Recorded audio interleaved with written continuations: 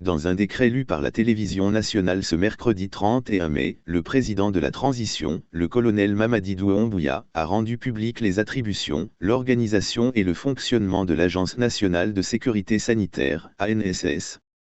Chapitre 1, Dispositions générales. L'Agence nationale de sécurité sanitaire, abrégée ANSS, est un établissement public administratif doté de la personnalité juridique et jouissant de l'autonomie financière et de gestion. L'ANSS est placée sous la tutelle technique du ministère en charge de la Santé et sous la tutelle financière du ministère en charge des Finances. Chapitre 2, Missions et attributions.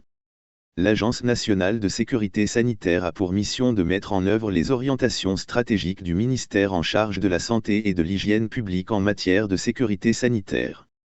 À ce titre, elle est notamment chargée de mettre en œuvre les textes d'orientations opérationnelles sur la sécurité sanitaire du ministère en charge de la santé et de l'hygiène publique, notamment un plan d'intervention pour les urgences. Participer au renforcement des capacités du personnel en matière de surveillance et de prise en charge épidémiologique. Veiller à l'aménagement des espaces de mise en observation et de quarantaine, conformément aux mesures spécifiques requises. Veiller au développement d'un système national de surveillance des risques sanitaires. Contribuer au renforcement du système national de surveillance et de réponse aux épidémies d'urgence et aux catastrophes sanitaires. Participer à l'élaboration de la cartographie des risques sanitaires à travers le territoire national. Promouvoir le développement de systèmes d'alerte précoce adaptés.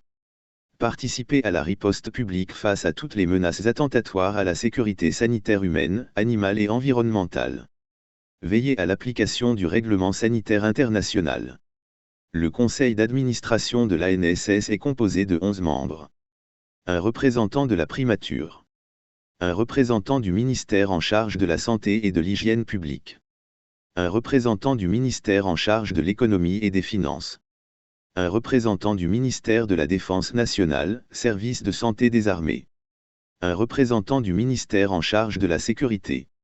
Un représentant du ministère en charge de l'administration du territoire et de la décentralisation. Un représentant du ministère en charge de l'environnement et du développement durable. Un représentant du ministère en charge de l'enseignement supérieur, de la recherche scientifique et de l'innovation. Un représentant du ministère en charge de la coopération internationale. Un représentant du ministère en charge de l'agriculture et de l'élevage. Une personne ressource choisie en raison de ses compétences ou de son expertise.